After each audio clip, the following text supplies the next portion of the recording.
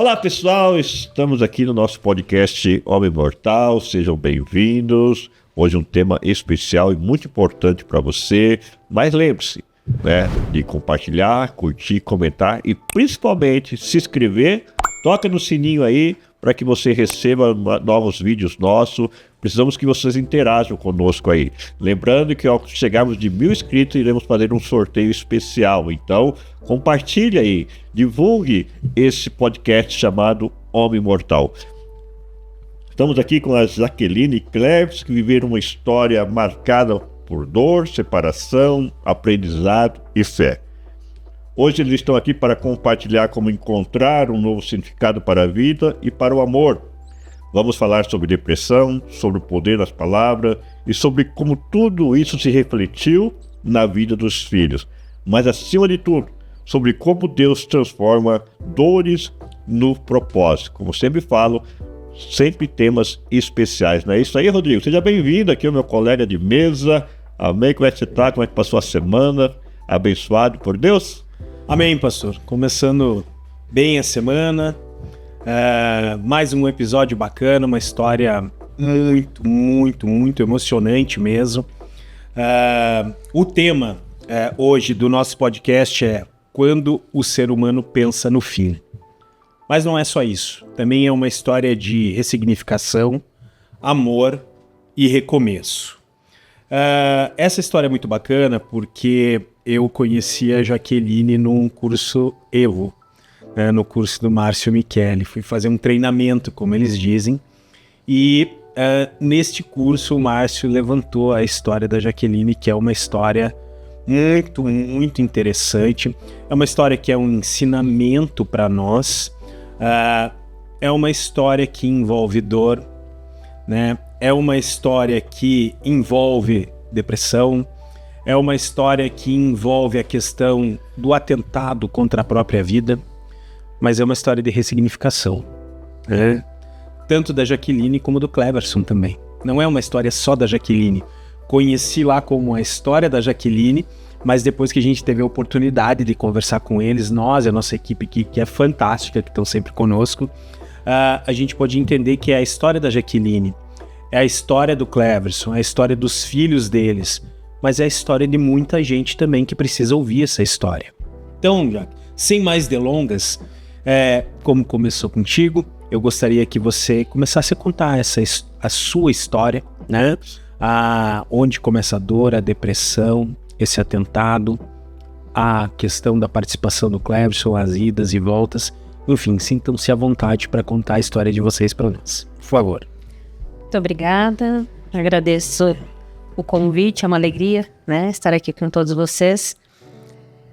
A nossa história, ela começou muito cedo, né, então nós nos conhecemos ainda adolescentes. Eu tinha 14 anos, o Cleverson tinha 15, e aí quando eu completei 15 anos, foi quando eu fiquei grávida do primeiro filho.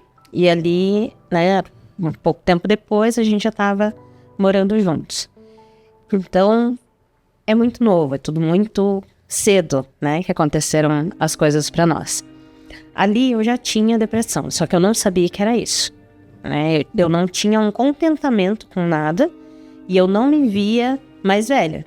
Naquela época, se fosse falar que eu ia ter 40 anos, eu não conseguia imaginar isso, eu não tinha nem essa visão, né, de estar mais velha mesmo. De chegar lá, chegar, né, aos 30, 40, eu não me imaginava nem com 20 anos, quem dirá com 30 ou 40 como estamos hoje, né? Então, já era um sentimento de inferioridade que eu carregava ali e não entendia o porquê, né? Eu sou filha do meio e aí vira e mexe eu escutava, mas é porque você é a do meio sempre é mais largado mesmo, né? Tenho cuidado ali com o mais novo e com o mais velho. E aí o do meio é normal se sentir assim. Mas não é normal, né? O sentimento de inferioridade mesmo, ele estava instalado. Depois de muito tempo que eu fui entender, né, o porquê. Então ali já tinha uma depressão, né? Depois que eu tive o Gabriel, vieram situações mais complicadas, porque enquanto a gente estava... Assim que o Gabriel nasceu, a gente morava com os meus pais. Porque a minha mãe achou melhor que a gente não casasse, né? Ela tomou essa decisão por nós. E falou, não, eles são muito novos, então eles não vão casar. E aí a gente ficou morando com eles. Depois de um certo tempo, acho que uns 3 anos, 4. Eu acho que mais ou menos isso, né?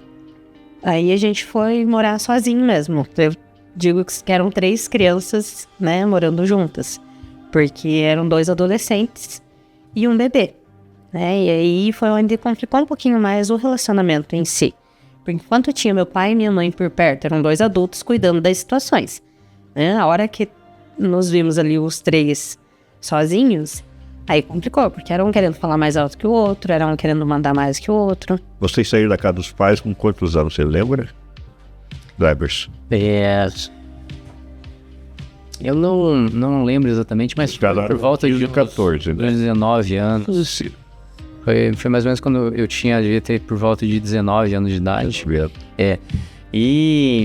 E pra mim, quando nós fomos morar juntos, né, que nós fomos pra casa da minha sogra, do meu sogro, pra mim foi um choque de realidade, né, porque dentro da casa dos meus pais existia um estilo de vida, né, o pai olhou, a gente já sabe o que fazer.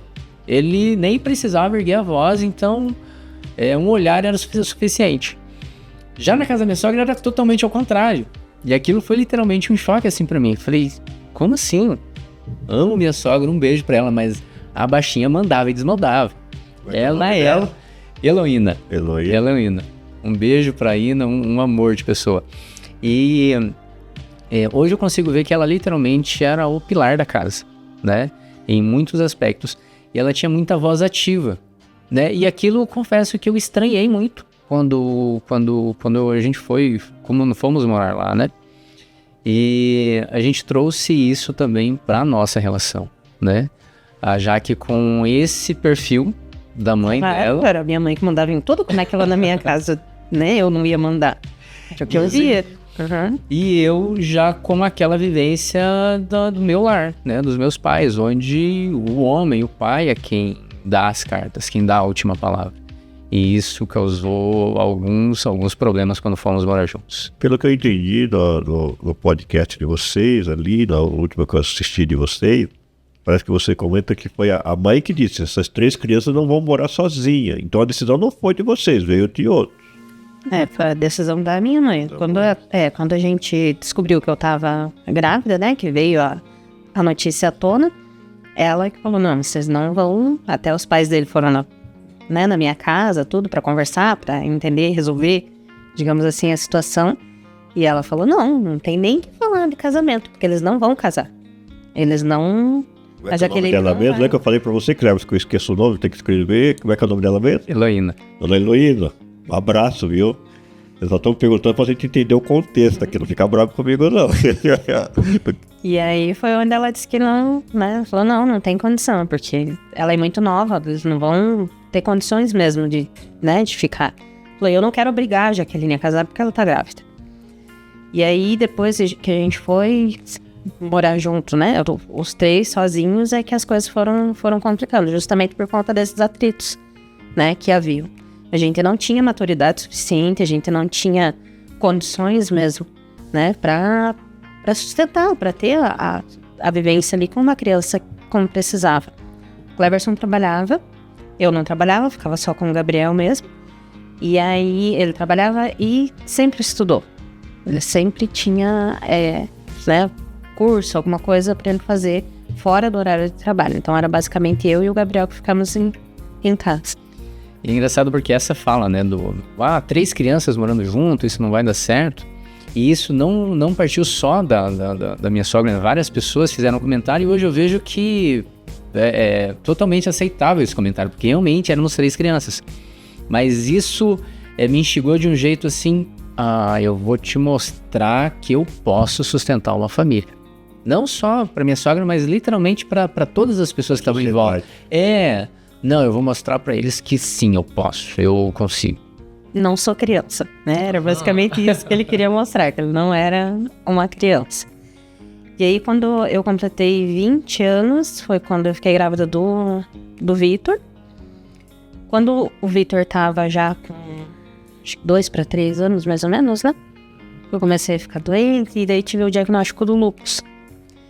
E aí o lúpus é uma doença autoimune, é uma doença que ela é chata de se cuidar, né? Porque tem muitas implicações, ela pode desenvolver ou não. E aí eu comecei a fazer o tratamento, foi uma época bem difícil pra gente, porque eram muitas dores, né? Eu não conseguia, eu não tinha força pra ficar em pé, 15 minutos pra fazer alguma coisa.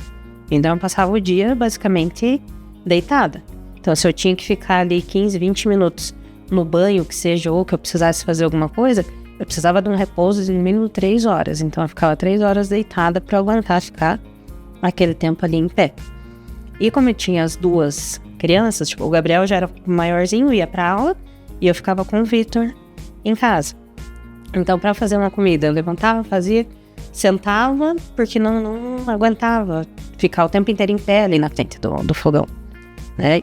Passando essa primeira parte da descoberta do lúpus e começar o tratamento, foi onde piorou daí a questão da depressão, né? Porque como afeta, eu fiquei com muitas feridas na pele, né? Era um vermelhão e esse cansaço, cabelo caindo. Então, né? Tem muitas coisas que envolvem a doença.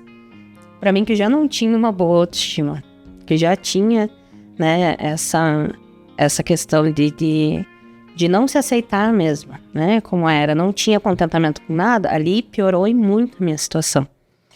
Então, às vezes precisava sair. E aí eu tinha que literalmente usar sempre manga longa, né, roupa assim mais larga, porque quando as pessoas viam aquelas manchas, porque ele parece uma mancha, uma marca de queimado, alguma coisa assim, as pessoas se afastavam. E aquilo me doía, né? Feria. Demais, assim. Me apareceram várias manchinhas no rosto, e todo mundo, nossa, mas é alergia? O que aconteceu com você?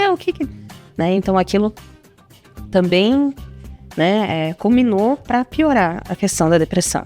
E aí foi onde a minha reumatologista falou, olha, Jack, a gente vai começar a tratar o lúpus, mas você precisa tratar essa depressão, porque tá indo para um caminho que não é bom. E foi onde eu falei que eu não queria tratar. Mas por que eu vou ter que tratar isso aqui? Não, uma que eu não aceitava que eu tinha depressão, né? Já começa por aí. Como é que você vai fazer um tratamento para um negócio que você não aceita? E aí, foi onde, tipo, aos poucos ela falou, não, ó, então, aí não conseguia dormir mais, aí, né, um remédio pra isso, um remédio pra aquilo, um remédio pra todas as medicações pro lúpus, e aí, quando chegou nessa parte da depressão, eu realmente não aceitava, até por isso que demorou o tratamento. É interessante porque, assim, principalmente no início da doença, eu chegava em casa, do trabalho, dos cursos, enfim, e quando a casa ela estava suja, aquilo me deixava doente. Quando tinha uma determinada bagunça, eu falava, gente, não pode, mas ficou o dia todo em casa. Não conseguia literalmente entender o quão grave, o quão sério era a questão da doença. E eu vinha de um lar onde tudo era extremamente limpo. Extremamente limpo. E hoje a gente dá risada disso, mas sem eu perceber, eu queria exigir da Jaque coisas que eu tinha dentro do meu lar quando eu morava com os meus pais.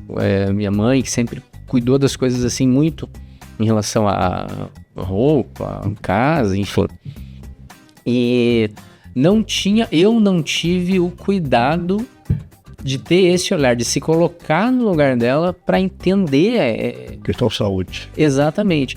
Também por uma questão de segurança, porque era também tudo muito novo pra gente, né? A questão do lúpus, né? Tinha uma tia da Jaque que teve lúpus. Apareceu com quantos anos só? Tinha 22 para 23 anos. E essa tia da Jaque também teve lúpus. A gente acompanhou uma vida, assim, né? Com tratamento, hemodiálise, fila de transplante. Então a gente colocou, assim, um certo monstro depois que a gente entendeu um pouquinho do lúpus. E esse foi um dos problemas que a gente acabou afetando os nossos filhos. Por quê? Porque a gente não sentou e não explicou para eles o que era aquilo. Então isso também causou neles, assim, traumas que a gente só foi descobrir anos depois, já quando eles adultos. O mais velho, por exemplo, o Gabriel, que acompanhou um pouco mais disso, ele falava que ele tinha medo de chegar em casa e se deparar com uma mãe morta. Ou quando tinha muita gente em casa, era um medo de chegar em casa e ter acontecido alguma coisa, né? Então, faltou pra gente também a explicação pros filhos e também cuidar com o que se fala na frente dos filhos. Isso acho que foi uma coisa assim que realmente nós pecamos, nós erramos com eles. E depois desse período, né, que aí as coisas começaram a complicar um pouquinho mais, eu percebia os pensamentos suicidas já tinham ali, né, já tinha essa coisa de não dar uma continuidade, e justamente por olhar para eles, falar que essas duas crianças não merecem, né, que eu ter uma mãe desse jeito, uma mãe que não consegue acompanhar, uma mãe que não consegue dar para eles o que eles precisam. Nessa época já vinha, né, esse tipo de pensamento.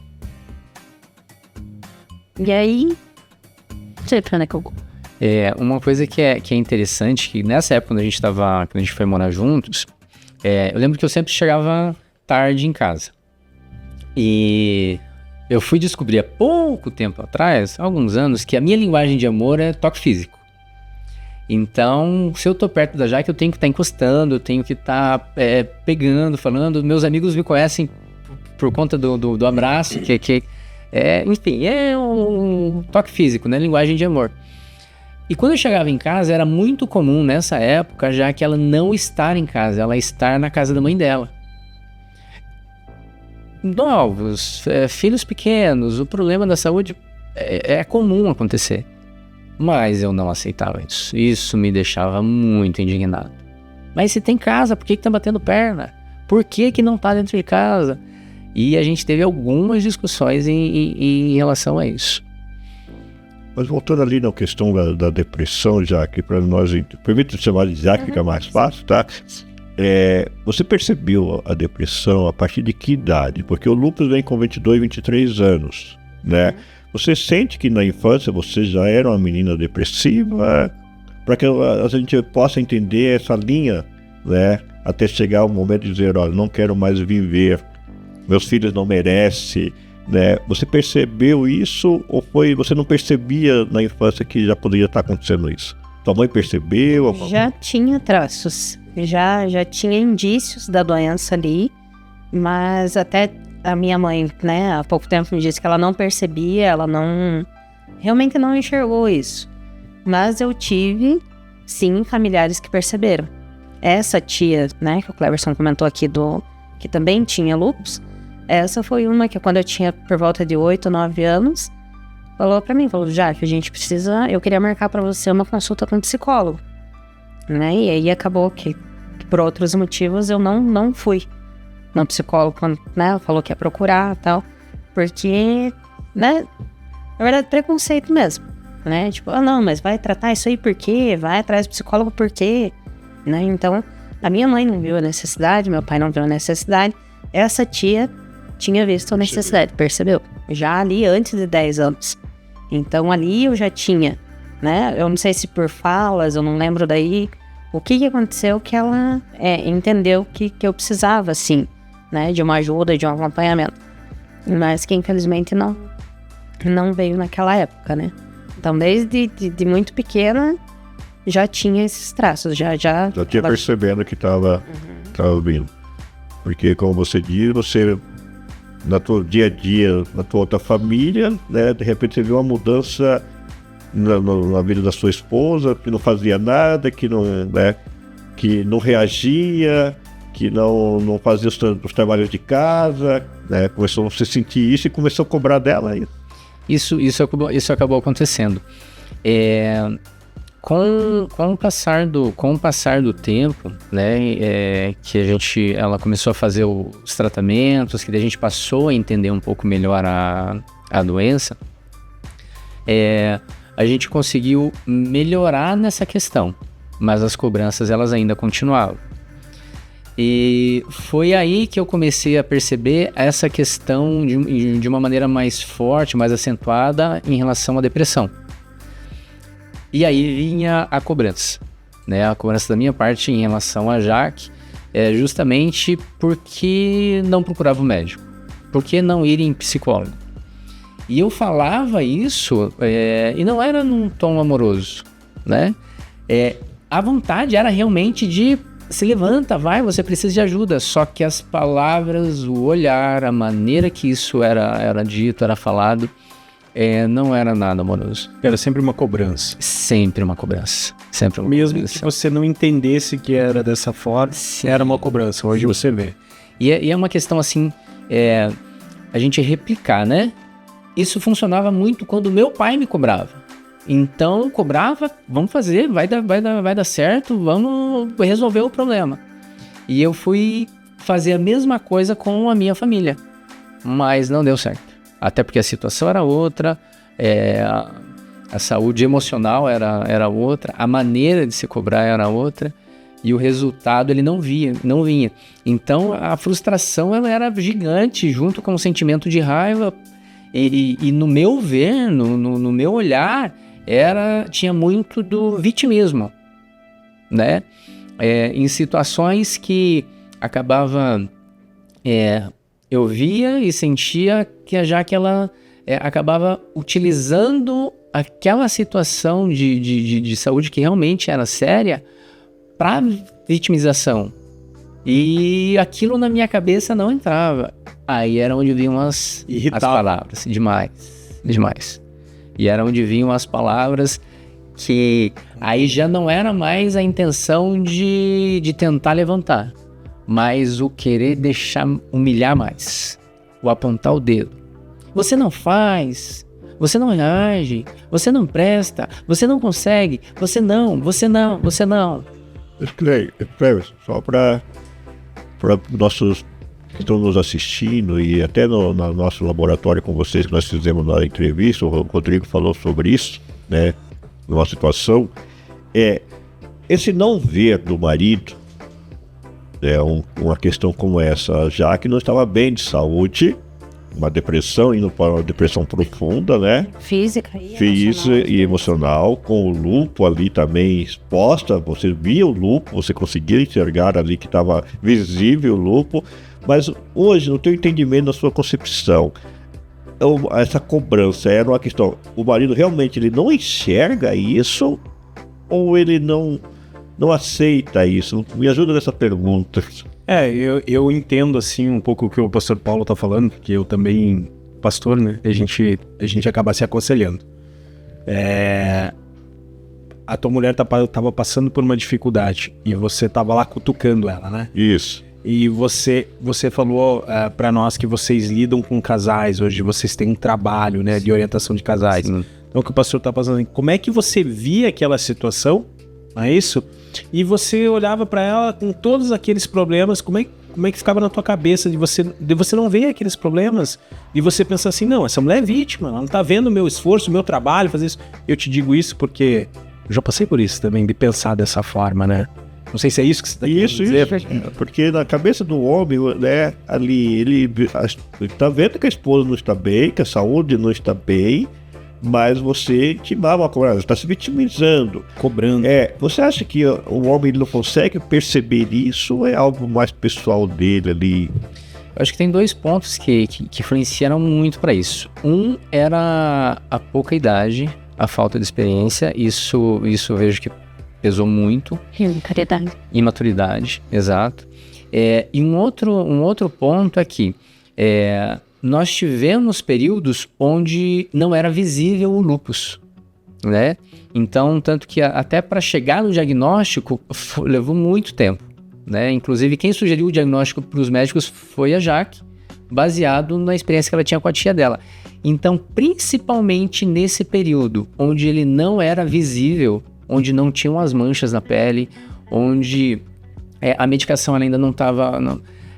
esse período foi mais complicado, né? Porque eu literalmente não me colocava no lugar da Jaqueline E na minha visão, ela tinha que dar conta. Se eu dou conta do trabalho, do estudo, da alimentação, Das contas. Sim, por que ela não dá? Sabe? Eu acho que de uma maneira inconsciente, talvez essa questão de se eu dou conta, você também tem que dar. Você tem que conseguir. Isso não seria, e eu abro essa pergunta para a Jaque, mas já perguntando para você, mas para que a Jaque possa nos colocar, porque ela viveu isso. Isso, se eu dou conta, por que você não dá conta? Jaqueline, você acha que as pessoas, não digo só o marido, todas as pessoas, eles não têm noção que realmente é uma depressão? Não tem. O que seria uma depressão? Quem passa, quem sente realmente, as doenças mentais ou psicossomáticas também tem isso, né? Porque se você não sofre, como é que você explica para uma pessoa uma crise de pânico?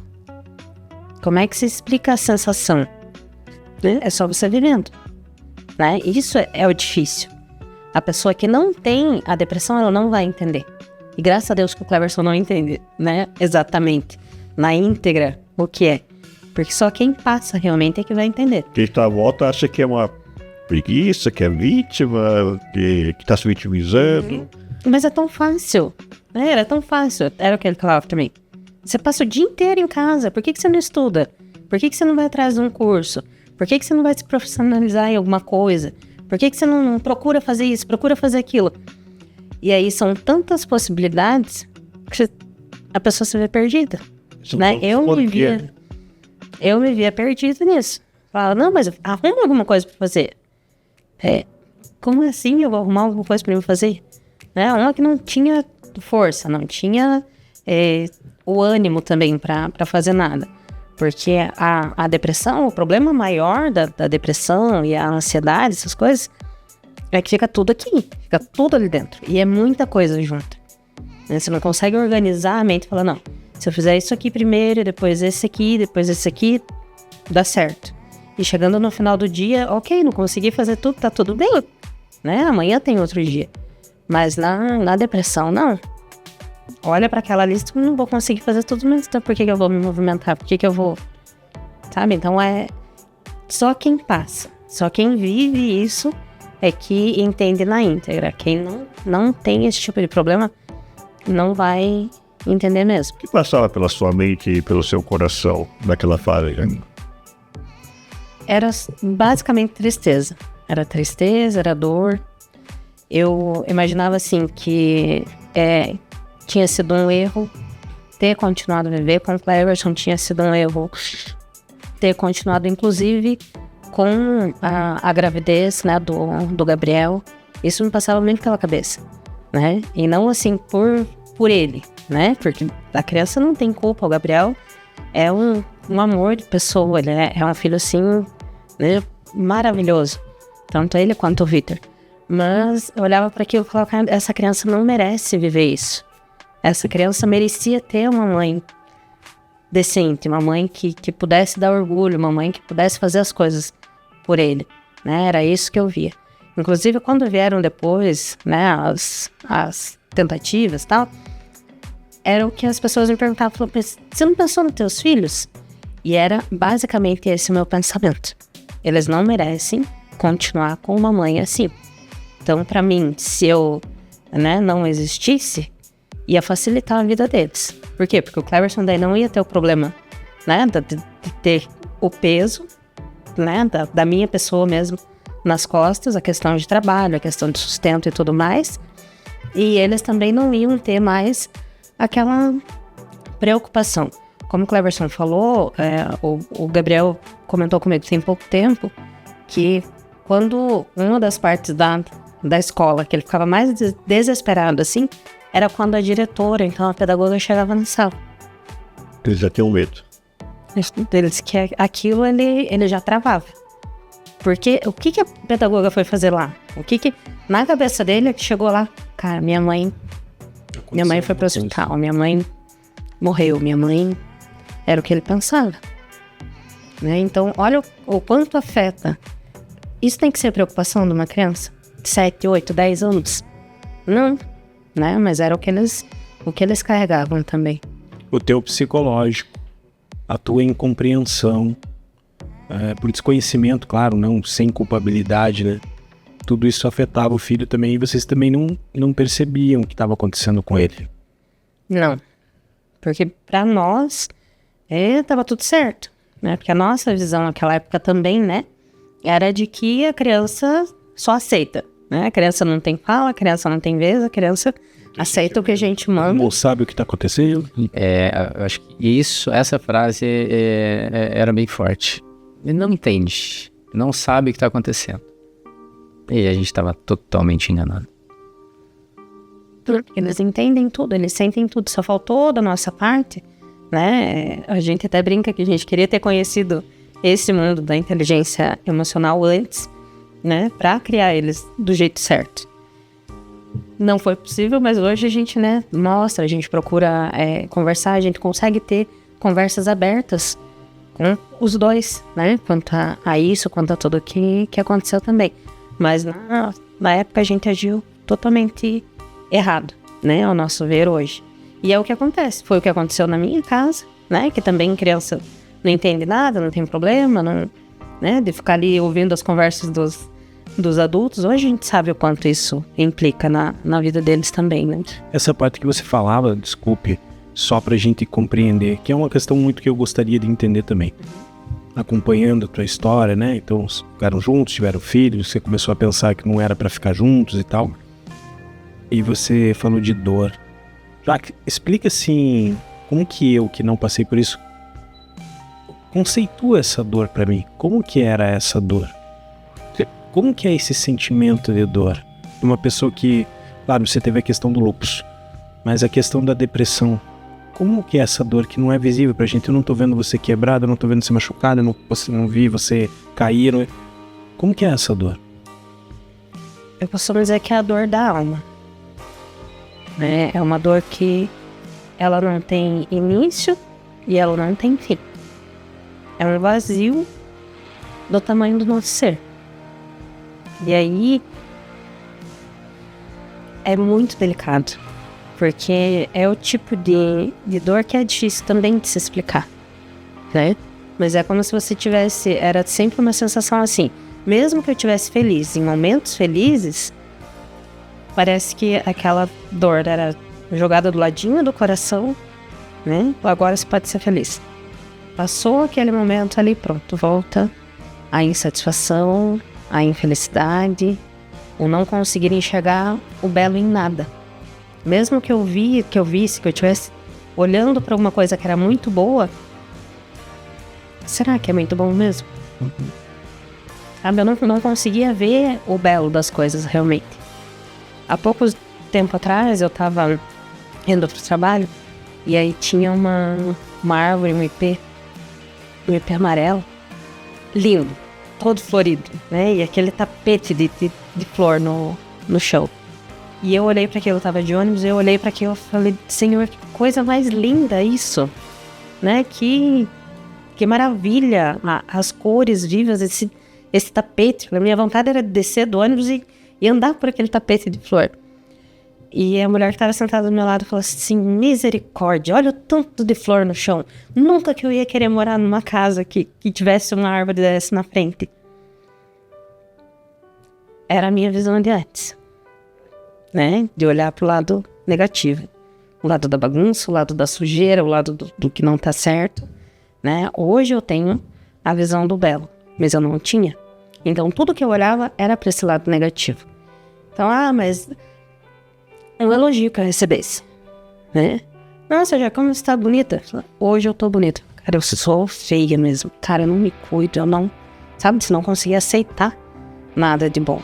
Tipo, na hora até, né, dava um sorriso ali, brincava com alguma coisa, mas sempre revertia na minha mente aquilo pra algo negativo.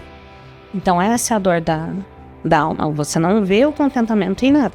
Apesar de você falar, não sentir, né? E o vazio. Um vazio é o descontentamento mesmo. A falta de esperança, a falta de visão, a falta de achar também que vai ter um dia melhor. Né? Nem isso eu conseguia ver. Nada disso eu conseguia enxergar. Não sei se deu pra dar. Deu sim. Você não conseguia enxergar também, Jaqueline, as pessoas que estavam na tua volta? Até para que a gente chame um pouco a atenção de quem está nos assistindo. Quero que melhorar essa pergunta para você. Né? Como você colocou, a gente não percebe a dor de quem está aí. Você tem uma dor. Mas quem estava à tua volta, o Gabriel, teu filho, o Cleverson, você não conseguia ver a dor deles no contexto, não. Você até via a dor, já, eu não quero mais que eles sofram. Então, você pensava, para que eles não sofressem, eu vou dar um fim. Tudo isso, que seria um fim na sua vida. Foram quantas tentativas? Foram 3 tentativas. Isso. Você não conseguia ver a dor deles também à volta. Como você disse, o Gabriel tinha medo até da pedagoga chegar na sala de aula, né? Para quem está nos assistindo hoje, você que viveu isso, essa história, né? Sua história, chegou à depressão profunda de 3 tentativas, né? O que você diria hoje para essa pessoa, né? Como que você falaria para ela, olha, eu vivi isso. Então, eu vou te dar um exemplo assim. Quem pensa em tirar a sua própria vida por um sofrimento que ele acha que está causando aos seus, por causa dele mesmo, eu tirar a minha vida, vai acabar a dor dessa pessoa. Mas não acaba. Eu atendi um caso esses dias atrás que a dor está mais após ele tirar a vida do que antes. Então são 2 dores, né, Cleverson? Sim. O que hoje, assim, eu entendo é que nós, seres humanos, nós não temos a noção de o quanto nós somos amados por aqueles que nos rodeiam. A gente não tem essa noção. Eu perdi a minha irmã há cerca de 3 anos. Ela também tirou a vida. E foi terrível. E ela, sem dúvida, ela não tinha a noção do quanto nós a amávamos. Mas uma coisa que é importante eu acho que nós não demonstrávamos para ela de uma maneira que ela entendesse o quanto ela era amada. Então não basta eu dizer que amo. Eu tenho que demonstrar isso com atitude. Era o que não acontecia com a gente. Eu não saber demonstrar que aquela cobrança, aquilo que eu queria que ela desse a volta por cima, que a Jaque desse a volta por cima, era uma tentativa de amor. De uma maneira errada. De uma maneira muito errada. Muito errada. E, consequentemente, tinha o efeito contrário, né? Ao invés de ajudar, de tirar daquele poço, daquele charco de lama, não. Eu afundava mais. E, Jaque, continua então para nós. Você veio, essa depressão, ela vem crescendo, essa dor, tudo. Vocês não conseguem se entender. Vocês contaram para nós que chegou a existir um rompimento.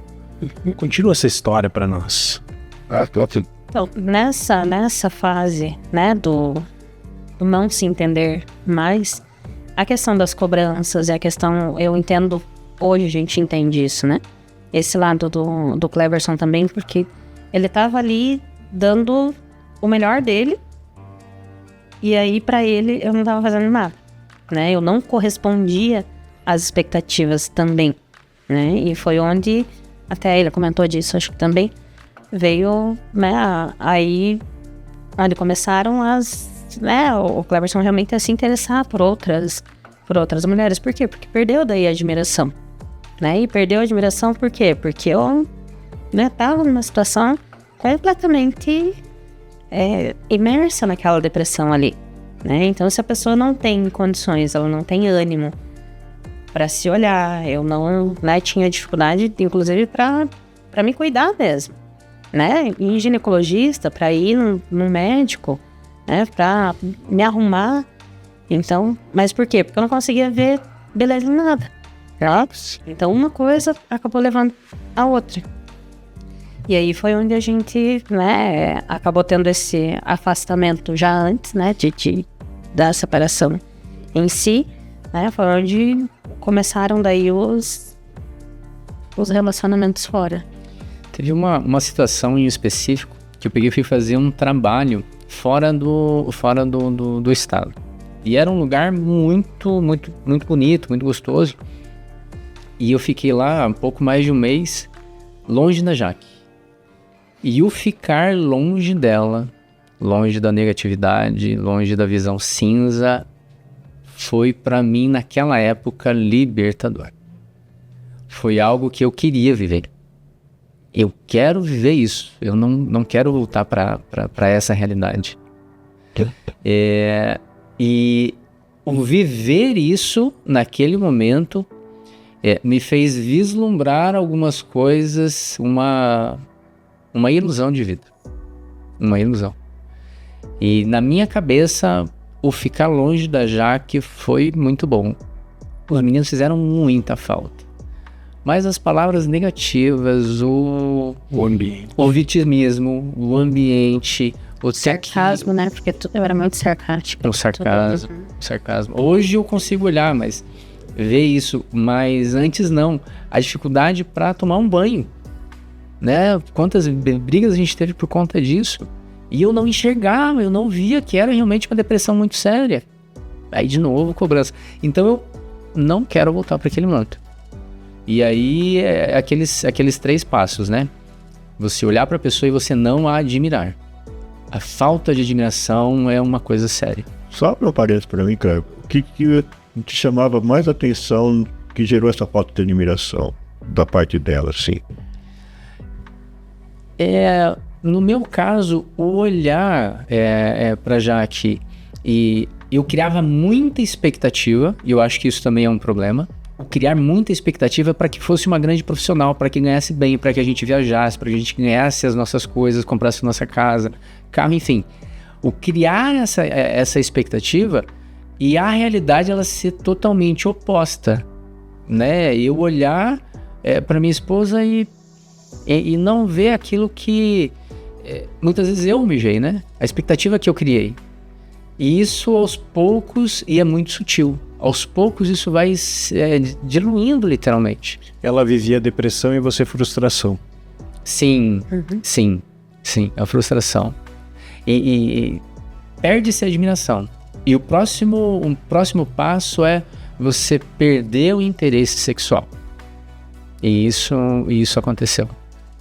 E quando se perde o interesse sexual, foi literalmente onde as mulheres em volta, as amigas, o pessoal do colégio, do curso, passa a ser mais interessante. E aí vem outro problema, né? A comparação. Comparação é terrível. A comparação, mas por que essa pessoa consegue e ela não? Poxa, mas olha, essa pessoa também tem dificuldade, também tem problema com saúde. E por que ela consegue e a Jaque não? A comparação, ela é terrível. Terrível.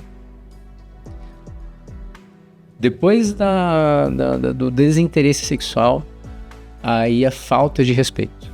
E a falta de respeito, ela me levou pro fundo do poço. A falta de respeito foi onde vieram as traições, as mentiras, a máscara de bom menino.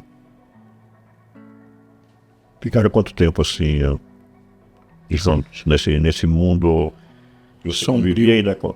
Esse mundo sombrio. Esse mundo sombrio. Mas ainda morando com a Jaque? Sim, ainda morávamos juntos. Eu não sei precisar quanto tempo. Eu acho que uns 3 anos. Uns 3 anos assim. Até que eu conheci uma pessoa por quem eu me apaixonei. Posso só abrir um parênteses ali? Perde-se a admiração, perde-se o desejo sexual, faz as comparações, né? Falta do respeito, mas você sentia ainda que você tinha algum sentimento por ela em termos de amor, ou o amor se perdeu primeiro, ou ele ainda não tinha se perdido? Eu acho que... Só para entrar nessa questão de que você se apaixonar por outra. Sim, eu acho que... Você amava, mas não tinha mais esses sentimentos aqui. Eu acho que o meu conceito de amor era muito diferente. Porque eu tinha na mente que o que é o amor? Para mim era muito claro que amor era proteção e provisão. Então, se eu estou provendo Se eu tô trazendo a comida para dentro de casa, se eu tô dando de comer, se eu tô protegendo, se ela tá bem cuidada, cara, ela tá sendo amada, por que ela não reage? Por que ela não faz o mesmo? Por que ela também não cuida? Sabe, essa visão, não a visão de amor sacrificial, de que eu vou morrer pela minha esposa. Se eu tiver que dar a vida por ela, eu não penso duas vezes. Eu não tinha essa visão. Para mim, provisão e proteção era suficiente. Essa era uma expressão de amor. Sim, eu tinha essa visão. Aí que eu lembro que foi aí que chamou tua atenção, né? Foi porque muitos desses pensamentos, não posso dizer que eram meus pensamentos, posso dizer que são meus pensamentos. É uma insatisfação da minha esposa com o meu comportamento também, né? Eu acho que tô aqui mais para ouvir mesmo. Mas, Jaque, vamos aproveitar que você está desse outro lado das esposas. Uhum. Essa visão, proteção e provisão que você tem, o Cleber tem, eu compartilho até com você que eu tive que pedir perdão para minhas filhas, que o meu pai me ensinou que a demonstração do amor era através do trabalho, da produtividade, você também pensando nisso, daí vai aquela questão, elas são muito ingratas. Elas são muito ingratas, né? Na visão da Jaque, o que ela pensava? O que era amor pra Jaque? O que era o amor pra você? Apesar que você estava vivendo um momento difícil de depressão, que o amor ali estava... Mas eu acho que era a única coisa que faltava, né? Então eu tinha, sim, a provisão e tinha a proteção. O Cleverson sempre foi muito protetor. Hoje um pouco mais, né? Mas sempre foi muito protetor. Não só comigo, mas com os meninos também. E eu reconhecia isso. Só que eu não me sentia amada realmente. Por mais que ele fizesse, eu não... Por mais que ele fizesse. E aí, qual que era o problema maior? É de me deixar absolutamente claro que era ele que estava provendo. Né? Então, o jogar na cara. Poxa, mas eu tô fazendo isso. E você não tá fazendo nada. Né? Pra ele era uma conta que não fechava. Nada tá bom pra você. Nada tava bom, exatamente. Eu dou tudo, você tem uma vida de princesa, porque não é qualquer um que pode ficar em casa, né, cuidando dos filhos e o parceiro trabalhando, né, realmente não é. Mas para ele queria que isso fosse também exaltado, né, então ele queria que eu reconhecesse aquilo, e daí ele também não se sentia amado por eu não reconhecer do jeito que ele queria que fosse reconhecido, né? Então não é que não via, eu via, né? Mas daí tudo também que ia comprar, eu falava, poxa vida, eu vou gastar nisso aqui, eu vou escutar um ano que teve que comprar isso aqui, né? Aí quando ia pro médico, a medicação, poxa vida, não tem outro jeito, não tem outro mais barato, não tem outro, né? Então a minha mente sempre ia pro menos, né? Pro gastar menos, justamente para eu não ficar recebendo aquela avalanche de coisas ali que eu tô provendo, sou eu que paguei, fui eu que fiz isso, fui eu que... Então são as duas. Eu percebi nas suas entrevistas e até no teu comentário, e quando você fala agora, quero que você entre nessa questão, né? Até eu gostaria que a Jaque falasse. Sim. E você ter se apaixonado por outra mulher. Uhum. Hoje você fala isso com muita tranquilidade, eu percebo assim nas tuas entrevistas, né? Que parece como se você tivesse hoje uma compreensão dos fatos que aconteceram e que levaram o Cleverson a isso. Hoje vocês estão de volta, graças a Deus, estão juntos. Me compartilha um pouco. O que levou ele a buscar lá fora? Chega a ser estranho, né? Porque eu vejo que você fala com essa... tão tranquila, né? É natural, não tem raiva, não tem ódio, não tem. Né? Porque foram as circunstâncias que levaram para aquilo. Então eu entendo que a frustração dele comigo, em vez de hoje... né, gente, olhando. Então, o que ele esperava? Ele esperava que ele ia vir e ele ia me falar, olha, tá errado, você precisa se cuidar, você precisa fazer alguma coisa, você precisa... E eu olhava para aquilo, em vez daquilo me dar ânimo, né, e eu olhar para aquilo e falar, poxa, eu vou fazer porque, né, não só por mim, vou fazer por ele também. Aí é que vem ao contrário. Então precisa disso só pra me amar? Não me ama por causa disso? Então vai continuar assim. Né? Então, eu entendo o meu lado, do não reconhecer, também não entender a questão que ele precisava se sentir amado, que ele precisava, né? Hoje a gente fala muito das linguagens de amor, porque é o que faz diferença, realmente. né? Porque não adianta... minha linguagem é uma, dele é outra. Se eu for dar pra ele só o que eu quero receber, a conta não vai fechar, né? E era justamente o que acontecia. E aí foi onde hoje a gente entende que tudo isso levou ele a admirar. Porque aí quando você não tem, né, o respeito devido dentro de casa, você não tem a admiração, você não tá do lado de uma pessoa, de uma companhia agradável, que é o que eu não era. Eu era tudo menos uma companhia agradável. E eu comento muito isso hoje com as pessoas me conhecem hoje na minha melhor versão, né? Na versão mais amorzinho, né, da Jaqueline, mas não era. Tanto é que os meninos cresceram, né? Eu sempre fui muito rígida com eles. Muito brava, muito rígida. Se eu falava que eu ia jogar os Hot Wheels que ficavam espalhados pela casa lá, se eles não jogavam, eu jogava mesmo, né? Então eu sempre fui muito rígida com eles. E com o Cleverson também era assim, né? Tipo, como já tinha aquela visão, né, de que a mulher é que manda em tudo, a mulher é que fala a última palavra, a mulher é que... Então, esse era o delicado, né? São os dois pontos. Hoje eu entendo que eu também fiz tudo errado, né? Podia ter aceitado o tratamento antes, que eu podia ter sentado numa conversa com ele, a gente teria resolvido muita coisa, mas a gente não tinha maturidade para fazer isso. E aí, quando ele foi, a primeira vez que ele me contou que ele tinha, né, tido um relacionamento com uma pessoa fora, eu achei que ele tava brincando.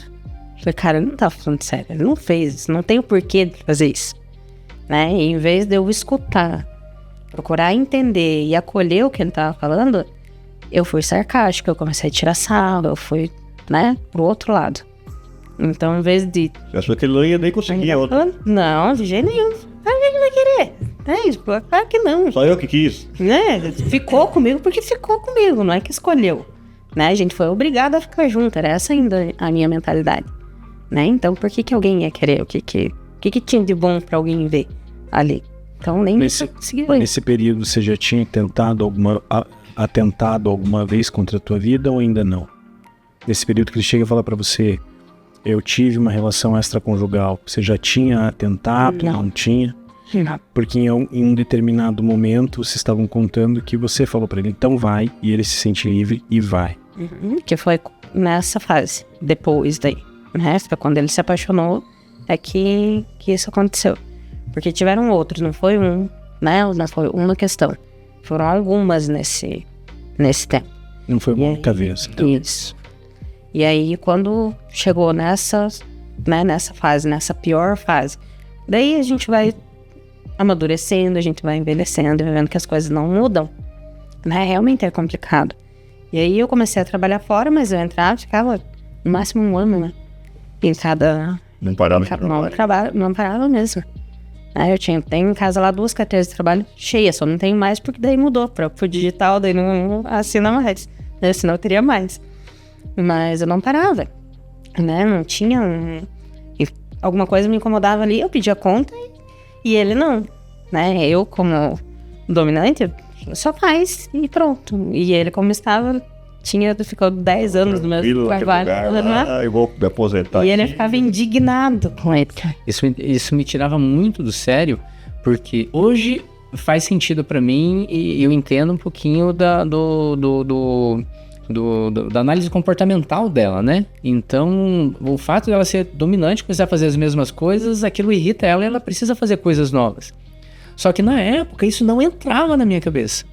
Eu trabalhei no meu primeiro trabalho 10 anos, fiz carreira lá e na minha cabeça ela tinha que fazer o mesmo. Por quê? Porque o meu jeito é o certo.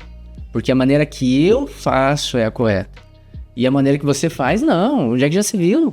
Entrar num trabalho, trabalhar 9 meses, trabalhar depois mais 6 meses, depois mais 1 ano e meio. Não, tá errado. Você tá errada. E eu não conseguia ver esse lado da necessidade dela de mudar, de fazer coisas diferentes. E era mais motivos para frustração, para briga, para falta de respeito. Viu que não é uma coisa. Nem não são 2 coisas. São várias. É uma junção de fatores, né? Que levou a gente daí pro divórcio mesmo. Que foi, acho que essa época, né? Quando da penúltima tentativa da Jaque, que foi em julho de 2013, Eu lembro que eu tava fazendo faculdade nessa época. Foi quando a minha mãe me ligou, falando da tentativa com remédios, enfim. E o meu pensamento nessa tentativa foi... eu vou ajudar a Jaque a melhorar e eu vou seguir a minha vida. Você morava com ela ainda? Sim, nós morávamos juntos. Você já estava com relações extraconjugais? Nessa situação, eu tive relações fora do casamento. Quando eu contei pra Jaqueline, foi justamente quando a gente estava na igreja e teve um arrependimento. Realmente, genuíno. Foi quando eu pedi perdão, eu falei, eu conversei. Mas o cenário ele não mudou. Até porque nós não colaborávamos para que ele mudasse. Trouxe a clareza, mas não tinha atitude. Não tinha atitude. Nem entendia como fazer. Também, isso eu acho que é o principal, Rodrigo. O saber como fazer. E as mesmas atitudes vai ter o mesmo resultado sempre. Não tem como ser diferente. E depois que eu entrei nesse relacionamento, e eu escondia isso. Essa pessoa que eu conheci também ela tinha um outro noivado, ela estava noiva e também num relacionamento difícil, enfim. E eu escondia isso. Até que um dia a Jaque, em uma rede social, ela viu uma conversa. Só que quando ela viu essa conversa e ela veio me indagar, ela veio me perguntar e ela ficou braba com aquilo, a minha sensação naquele momento foi literalmente de alívio. De meio que estourar o que eu imaginava que era uma cadeia. Você queria que ela descobrisse? Sim. Não preciso mais esconder. Exatamente. Esse era o sentimento. Não preciso mais esconder. Foi literalmente um alívio. Por quê? E uma coisa que pra mim depois ficou muito claro. Eu tinha medo de tomar a decisão. A falta de coragem de dizer o sim ou não. Então, vamos levando pra ver onde dá. Até que ela tomou a decisão. Mandou você embora. Exato. E eu, mais do que depressa, aceitei. Não, beleza. E ali ela já tinha tentado alguma vez, já que atentado contra a própria vida? Ou ainda não? Acho que já. Só nessa época, né? Isso foi no finalzinho de 2013, né? E tinha acontecido a segunda tentativa bem no meio de 2013. Você estava conversando, vocês estavam juntos ainda na segunda tentativa ali, né? Sim. Como que foi a primeira tentativa? Por que te levou a isso? Lembra, Jaque? Acho que era bem esse... Pode ir. Como eu era muito religiosa, né? Então, era aquela visão assim, tipo, né? Completamente certinha, muito rígida, né? Tanto com os meninos, quanto com o que eu achava que tinha que ser feito. Então, eu falava, não vai, nunca que eu vou divorciar. Por quê? Porque a Bíblia condena o divórcio, então isso não vai acontecer, né? De jeito nenhum. E aí, quando eu vi que as coisas realmente estavam caminhando para isso, literalmente foi onde, basta. Que então eu não vou, né, conseguir dar conta de mais nada. E aí foi onde eu fui construindo isso na minha cabeça realmente.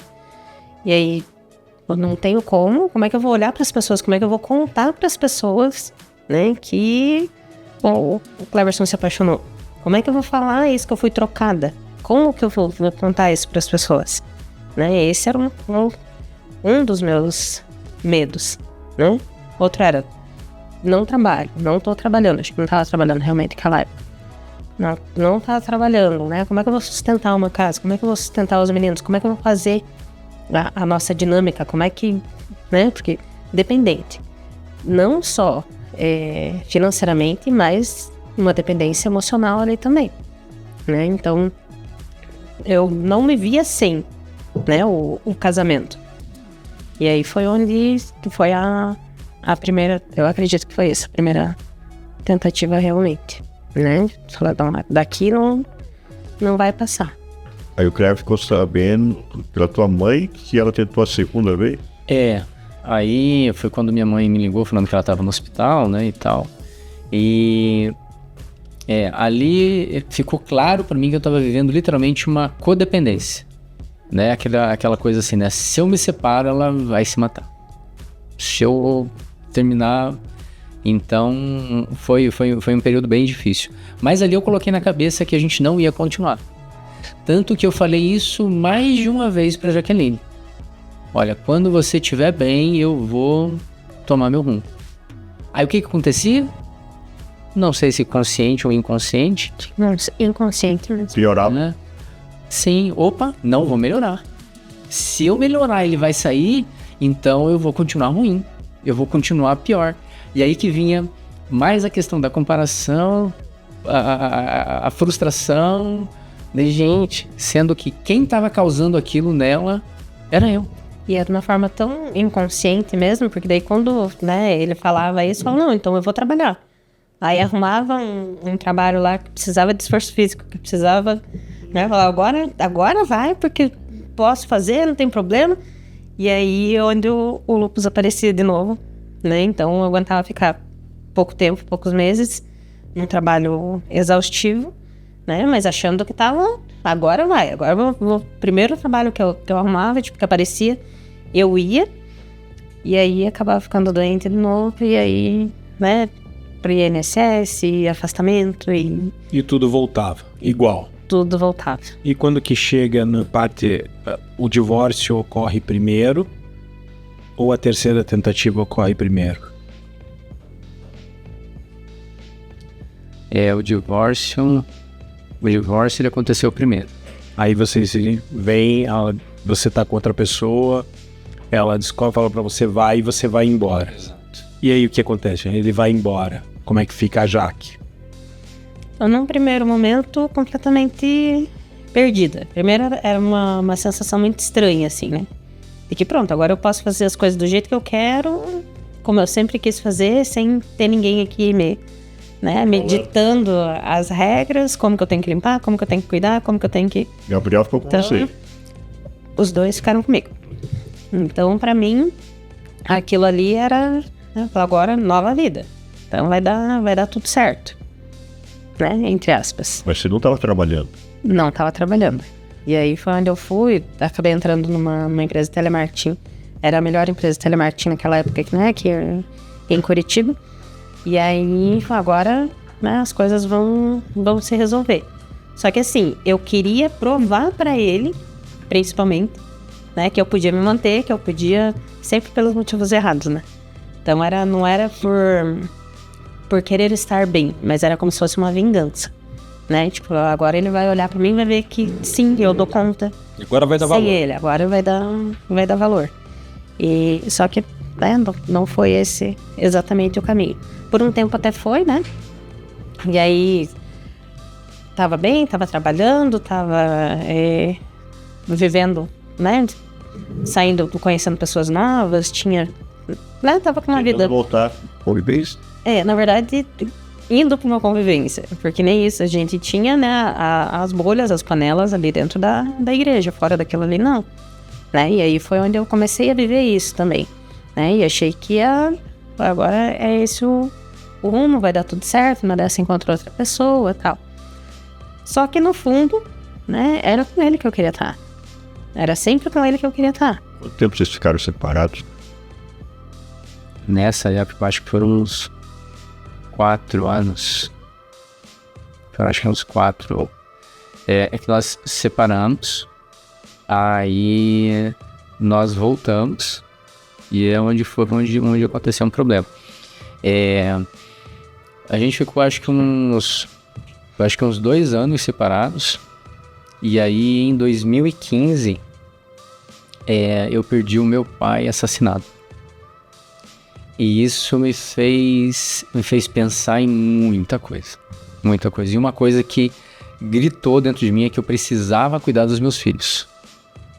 Uma pergunta é, quando você se separa dela, você chega a morar com outra pessoa? Sim. Morei com essa pessoa por acho que um ano. Nós estávamos namorando, nós moramos juntos. Aí veio essa fase, né? E É interessante, né? Se a gente não resolve um problema, pessoas machucadas machucam pessoas. E foi exatamente o que aconteceu com essa pessoa, com essa família, que não tinham nada a ver com essa história e saíram dessa história extremamente machucadas. Extremamente machucadas. E quando meu pai ele faleceu, ficou claro para mim que eu precisava cuidar dos meus filhos. E o objetivo era esse. Eu precisava cuidar dos meus filhos. E eu procurei a Jaque, eu fui falar com a Jaque, e usando esses termos, a gente precisa cuidar dos nossos filhos. A gente vai voltar para cuidar dos nossos filhos.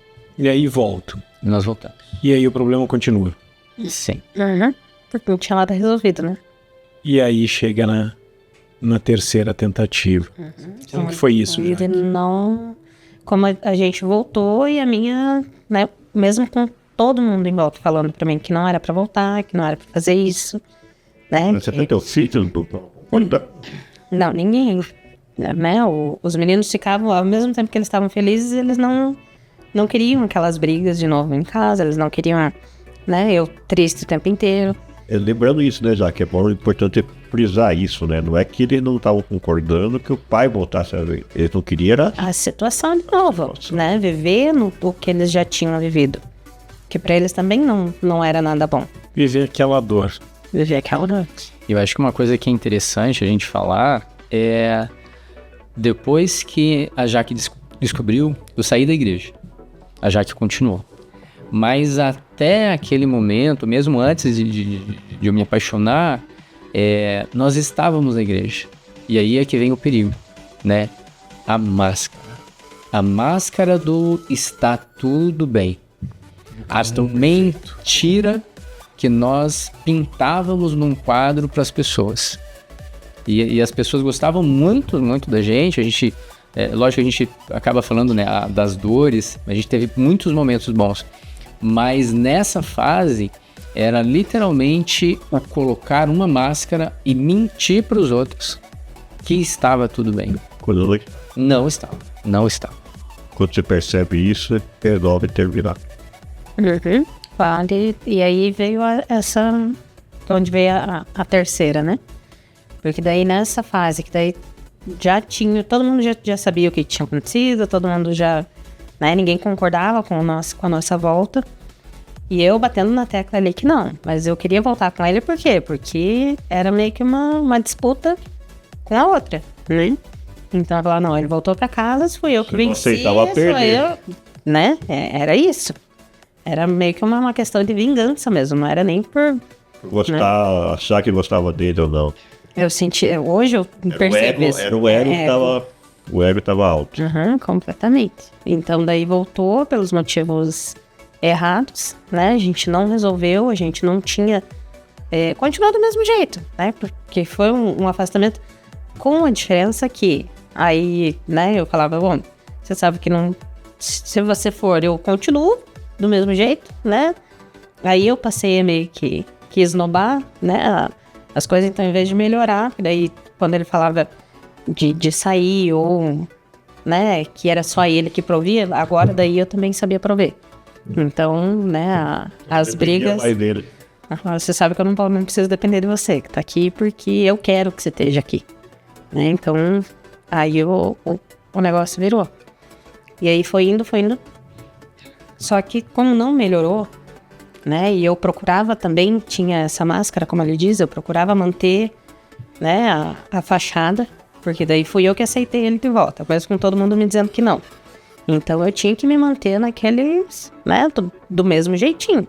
Não podia dar o braço a torcer e pedir ajuda pra alguém. E comentar com alguém, principalmente da igreja, que eu não tava bem. Ou que eu tava sentindo, né, que a depressão tava piorando. Ou que eu tava sentindo que o Cleverson, que não ia dar certo. Eu não me dava essa permissão mesmo, né, de procurar ajuda. E aí tem outro ponto delicado, porque aí você vai procurar ajuda com quem exatamente? Vou me abrir com quem? Né? Aí o pastor ia me falar o quê? Você voltou porque você quis, mas né, separa, não dá pra ficar. E aí as outras pessoas, tipo, falam, poxa, se eu contar pra fulano, vai contar pra outro, vai contar pra outro, vai contar pra outro, daqui a pouco, né, às vezes ser uma ajuda ali, daqui a pouco vira fofoca. Então isso é difícil também. Né? Conseguia só um apoio a quem compartilhar. Não. E foi se fechando. Tinha. E foi me fechando, vivendo naquele mundinho, e daí passei a me afastar, né? Me afastei dele. A gente foi se afastando de todo mundo, vivia só na nossa bolha, a gente parou de frequentar as casas que a gente frequentava, a gente parou, porque daí não tinha condições realmente, né? E viver naquele mundinho ali novamente. Aquela panela de pressão. Justamente. E aí foi onde chegou, portanto, eu não sei, eu não lembro pra te dizer qual foi o estopim, assim, tipo, a última coisa, né, que aconteceu pra me levar a tomar a decisão. Então teve essa junção, provavelmente aconteceu alguma coisa que é, né, a gota d'água ali no copo cheio, mas foi onde eu realmente olhei para aquilo e falei, não tem como realmente. Das outras 2 vezes eu tentei, agora vamos fazer do jeito certo. E aí planejei realmente, né, e passei praticamente um dia planejando, anotei tudo, o que eu tinha que fazer, o que eu não tinha que fazer, o que eu precisava deixar pronto para eles, o que né, não precisava. Fiz cartas, né, de despedida, carta pro pastor, carta pro antigo pastor, carta para amigos, pros meus pais. E aí separei tudo que eu precisava separar, tipo de Tupperware das amigas, coloquei, né, deixei tudo separadinho com o nome de cada uma. Livro, essas coisas que a gente empresta e daí fica devolver e nunca mais devolve. Separei tudo com o nome, com os post-it ali. Até uma moça que eu devia de Avon daquele mês, eu separei o dinheiro e deixei lá, né? Porque pra mim fazia sentido, né? Que era o que eles precisavam, que deixasse tudo pronto. Né? Como o Cleverson disse, a gente não tem noção do quão importante a gente é para as pessoas em volta. Então eu achava que aquilo ali ia resolver. E aí tinha um valor na caixa, que eu não lembro se era de fundo garantia, era alguma coisa que eu tinha pra sacar lá, que eu sabia que eles não iam conseguir. Então eu esperei a segunda-feira, isso foi no domingo, eu fiz todo o planejamento. Aí esperei a segunda-feira, fui, saquei o bendito do dinheiro lá, tinha prometido, não lembro se era meia, se era uma carteira. Não. Que eu tinha prometido alguma coisa pro Gabriel de marca, e daí eu fui na loja, comprei, deixei lá. Aí, segunda-feira, passei o dia cozinhando a comida favorita de cada um, como se fosse fazer alguma diferença, né? Mas na minha cabeça fazia sentido naquele dia. E passei o dia cozinhando, deixei a casa limpa, porque era para agradar o Cleverson também, as comidas prontas, tudo certo. Mandei mensagens daí para algumas pessoas, agradecendo, me despedindo. Tem um mês que eu fiquei sabendo que eu mandei um áudio para minha irmã, não lembrava disso. Né, pedindo perdão para ela por não ter sido a irmã que ela precisava, né, então fiz, né, essa despedida, digamos assim, de muitas pessoas. E aí liguei pro meu pai também, não sei, né, o porquê, também exatamente eu acabei ligando para eles, e aí meu pai era muito fechado, né, então ele atendeu o telefone, ele nem falava alô. Aí você falava, aí no final ele falava, tá bom. Tipo, era difícil de, né, muito Eles não fechado. conseguiram perceber? Ninguém conseguiu perceber. A hora que eu liguei, que ele atendeu, aí eu chorei bastante no telefone.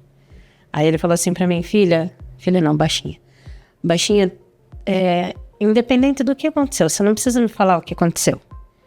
Só venha pra cá. Venha e fica aqui com a gente. Você não precisa me contar nada. Só venha pra cá. Aí eu falei que eu ia. Só que a minha intenção não era ir, né? Então eu já tinha comprado uma substância, já tinha, né, planejado tudo ali. E realmente deixei daí tudo organizado. Os meus documentos eu deixei em cima da mesa já pra, né, pra facilitar a vida de todo mundo. E fechei o apartamento, deixei a chave inclusive com o porteiro pra não levar ela comigo. Falei, pode ser que os meninos precisem. Eles tinham cada um as suas chaves. Falei, mas, né, tá aqui. E aí, eu fui para um determinado lugar, só que a minha intenção era ir para um lugar que eu lembrava da infância, assim, né? E aí era uma descida, e daí tinha um lago, um verde lá, tinha um monte de ovelhinha, então era aquela paisagem que eu queria, né, que me veio na mente pra ver. Só que como tinha muito tempo que eu não ia lá, quando eu cheguei nesse lugar, tava diferente, claro, né? Anos. Tinha casas em volta, tinha... E aí eu fiquei incomodada porque tinha os cachorros perto, latindo demais, falei, cara, não vai dar certo aqui, porque, né, tipo, alguém vai me socorrer. E não é esse o objetivo. Então eu saí dali e fui pra um parque. E aí, essa história que eu conto, que daí tem, né, na imersão também, quando eu fiquei com medo daí de atravessar a rua. Então eu cheguei pra, né, sair de um local e ia pro outro, e aí eu fiquei com medo de ser atropelado pelo ônibus que tava vindo, né, coisa que não faz sentido nenhum, porque se eu tava tomando um negócio, né, A porfinha pra vida, aí você tava com medo de morrer atropelada. o certo, digamos assim, né, o lógico seria aproveitar a oportunidade. Mas eu tive medo, realmente, né? E foi onde eu não esperei ali o momento certo de atravessar e fui ali. Eu lembro que chegando, eu tenho uns flashes, né? Dos momentos assim, eu não lembro de todo o caminho, mas eu tenho ainda uns flashes que me vêm.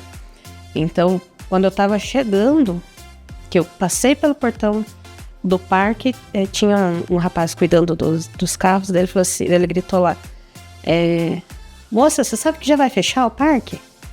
Aí eu virei pra trás e falei, sei. Eu falei que tá escuro lá embaixo. Eu falei, tá tranquilo. Tinha alguém no ônibus, né? Tinha pessoa no ônibus. E aí, nesse momento que eu tava com medo de atravessar, tinha uma conhecida nossa, né, dentro do ônibus. E ela disse que sentiu vontade, né, tipo, poxa, já que ali podia descer, ela me viu de dentro do ônibus, podia descer e ir caminhando com ela, porque é perto, né, de casa. Eu podia descer ali e ir caminhando com ela. Mas ela não desceu. E aí isso a gente foi saber muito tempo depois, né, porque... E ela, sempre que ela me via na igreja, ela chorava bastante, né, então, tipo, às vezes no momento ali de confraternização, tudo, ela me abraçava, ela chorava muito. E aí, eu não sabia o porquê, né, daquilo. Eu achava, como eu não lembrava de muita coisa, eu achava que eu devia ter sido grossa com ela, alguma coisa. Eu falei que magoou ela realmente, né. E aí, numa Santa Ceia, procurei pedir perdão, porque eu não sabia o que eu tinha feito, né, pra ela. E aí, tempos depois, eu fui saber que era isso, né.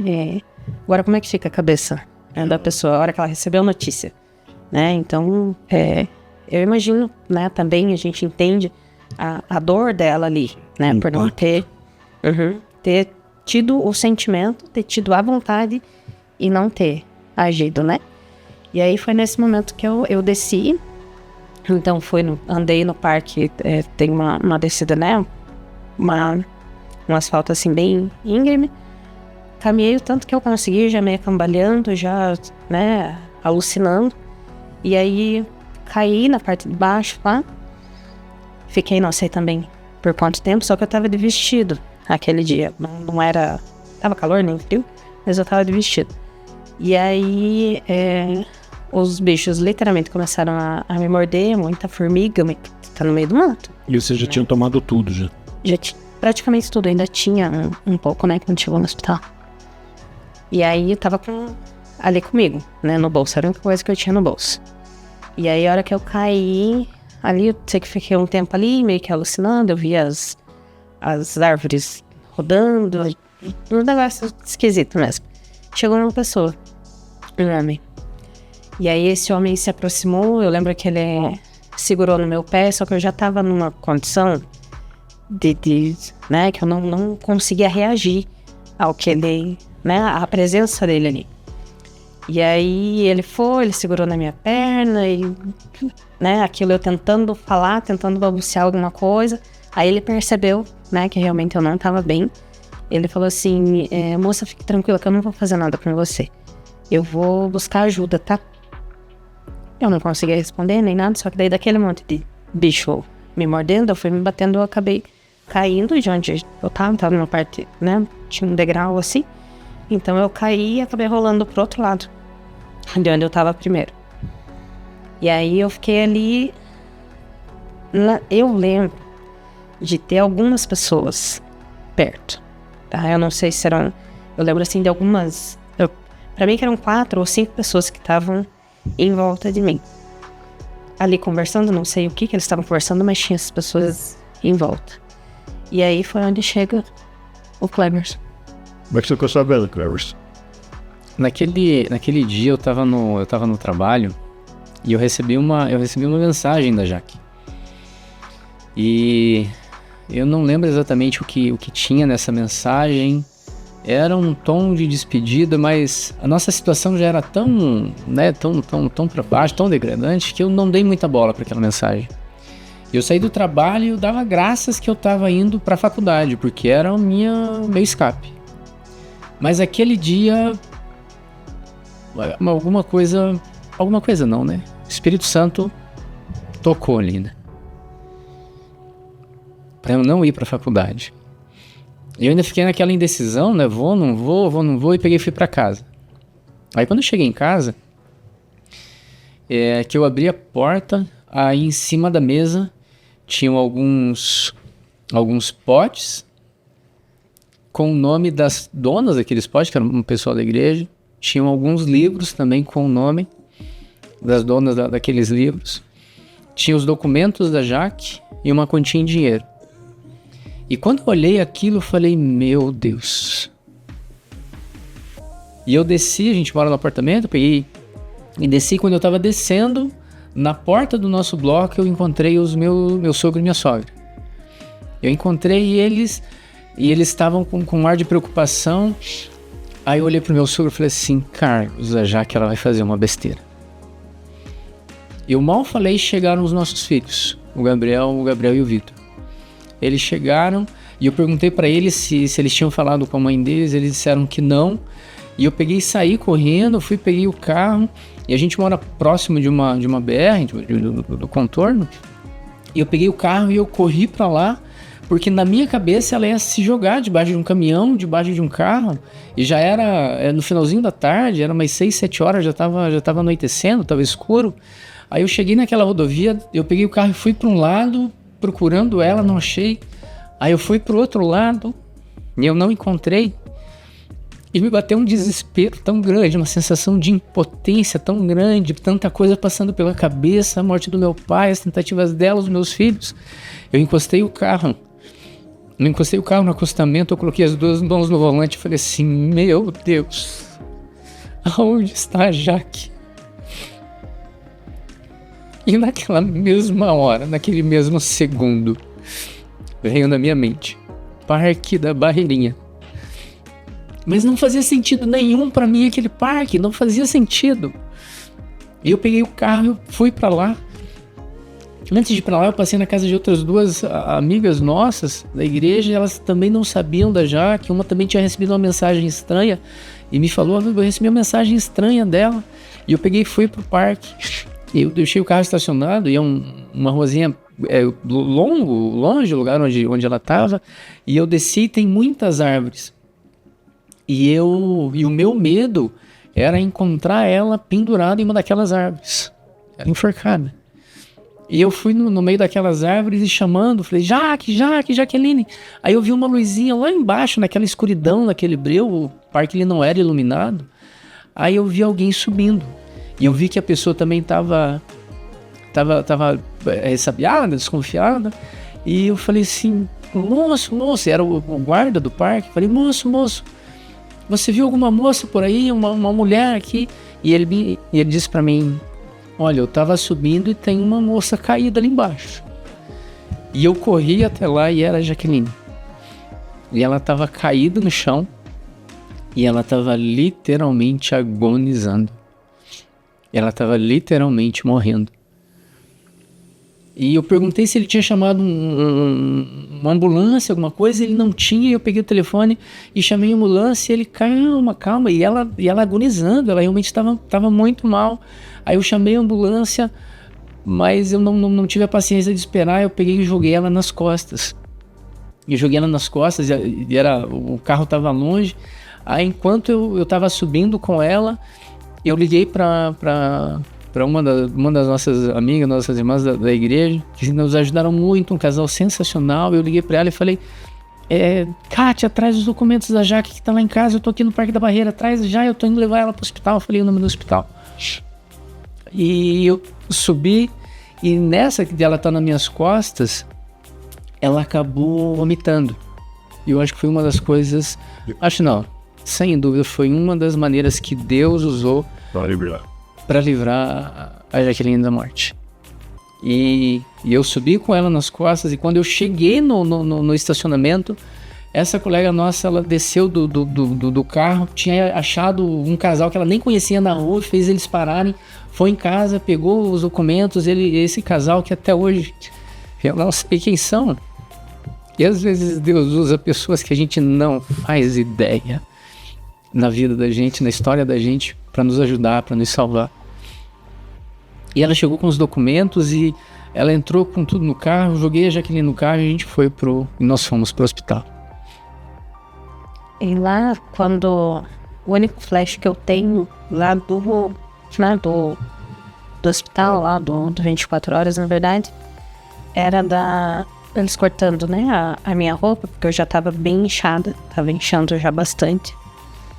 E aí uma das enfermeiras reclamando, porque ela tinha muitas coisas para fazer e tava ali tendo que abrir a ampola para eles aplicarem, né, a medicação necessária. E aí aquela movimentação em volta, a minha volta, e aí a médica pediu o desfibrilador. Quando eu escutei ela pedindo o desfibrilador, eu falei: pronto,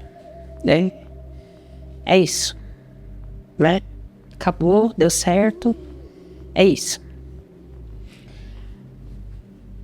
Minha família foi chamada daí, acho que no segundo ou terceiro dia, né? Fiquei em coma ali 3 dias. E aí eles avisaram pra minha mãe, pra minha irmã, falaram: a gente não sabe como é que ela vai voltar, a gente não tem como saber os danos realmente, né? Tudo que ocasionou no cérebro, a gente não sabe se ela vai falar, se ela vai andar, quais são as sequelas que ela vai ter, né, daqui pra frente.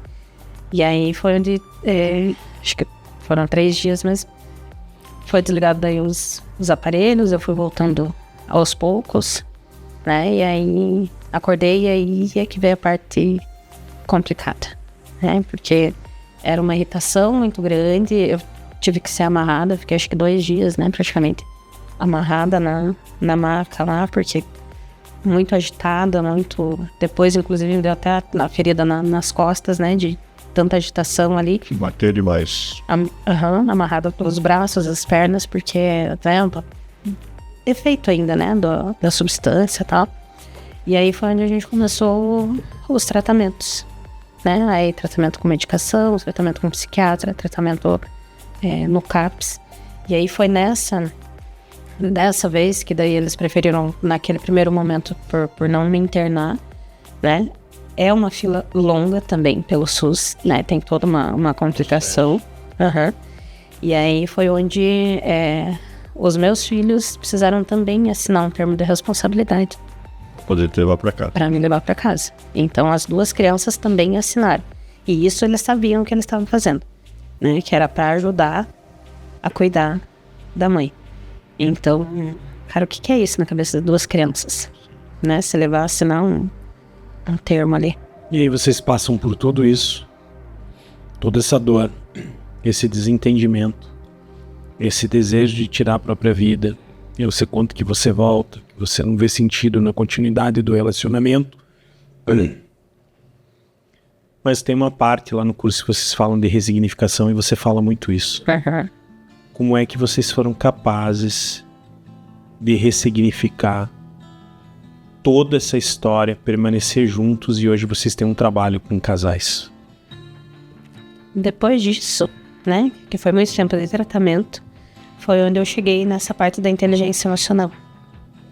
E é ali que eu consegui entender muita culpa, as culpas que eu carregava de uma vida inteira, essa questão da inferioridade, da depressão e tudo mais, né, e dar um novo sentido para aquilo. né? Foi a partir de um curso, sim, de inteligência emocional, a gente costuma dizer isso, né? Que foi a ferramenta que Deus usou para salvar não só a mim, mas a nossa família também. Se conheceu pela internet, alguém te convidou? Pela internet mesmo. Foi no acaso? Foi.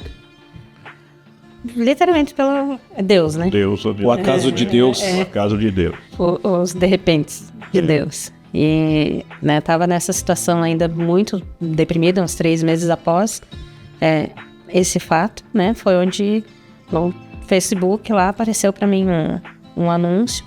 E aí eu achei interessante, né, a forma que ele explicava. E aí fui consumindo os conteúdos e cheguei nessa parte do ressignificar. E aí o que é o ressignificar? É a gente dar um novo sentido para as nossas dores. Não procurando culpado, não procurando um apontar, mas sim dar um novo sentido mesmo. Entender que o que eu passei, o que eu vivi, podia ter acontecido com qualquer pessoa, né? E ninguém tá livre de acontecer as coisas. Mas aí o que eu faço a partir disso? Né? Então, conseguir dar um novo sentido, conseguir literalmente liberar perdão. E aí, perdoar quem? Primeiro, o Cleverson começou, né, por ali, onde doía mais. O Cleverson, tive que liberar um perdão pra mim, tive que liberar um perdão pra Deus também, porque é uma coisa que a gente não fala, mas tem coisas que a gente põe na conta, coloca na conta de Deus ali, então eu precisei sim. A partir do momento que eu realmente consegui perdoar, né? Esses 3 perdões, eu digo assim, que foram os pilares, né?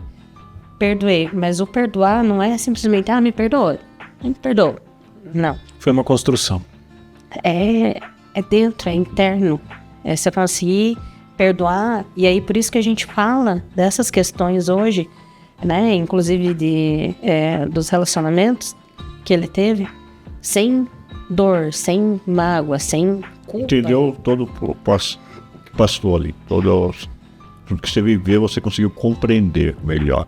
Nessa ressignificação que você partiu de uma decisão sua.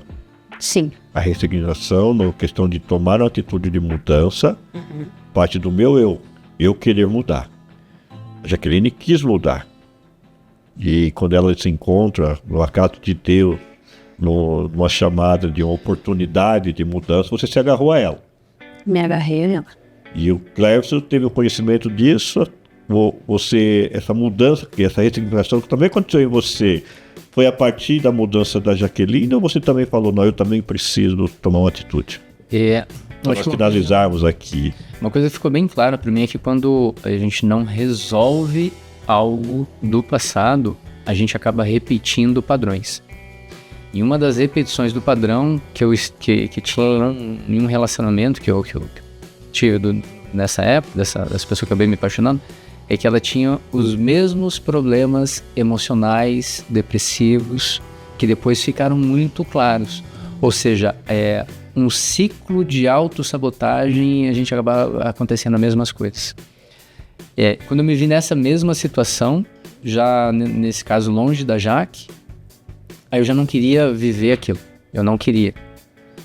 E algo aqui dentro me direcionava, me impulsionava tudo o que tinha acontecido para que a minha história era com a Jaque. Você conseguiu entender isso, compreender isso? Depois, Paulo, isso não foi de uma hora para outra. Não foi de uma hora para outra. Foi dentro do processo. Foi dentro do processo e com muita resistência, inclusive. Muita resistência e pelo medo de passar por tudo aquilo de novo. De viver tudo aquilo de novo. Você ainda não acreditava que estava havendo um processo de transformação na vida da Jaqueline? Não. Para mim, o cérebro ele não processa o desconhecido, né? O que eu conhecia? A máscara, que tá tudo bem. Aí vinham julgamentos achando que tava tudo bem. Você acha que ela tava construindo alguma historinha ali? Sim. Fingindo. Tava fingindo tudo aquilo. Não dá crédito. Gente, tá... Só pra gente colocar... Vou colocar 3 pontos por causa do tempo aqui também, né? E nós continuaríamos e queremos vocês de volta aqui em outros momentos. Mas... Primeiro eu quero deixar uma palavra para quem está nos assistindo, que compartilharam e viram o que vocês compartilharam aqui, melhor dizendo. Talvez seja a vida de muitas pessoas. Como o Rodrigo disse aqui, né, ele se encontrou nisso também. E o Clécio vai falando, a Jaque vai falando e vai se encontrando. Depressão, traumas, percas, decepções, até a ponto de alguém nesse convívio familiar decidir: eu não quero mais fazer parte de tudo isso, e decidir tirar a sua própria vida.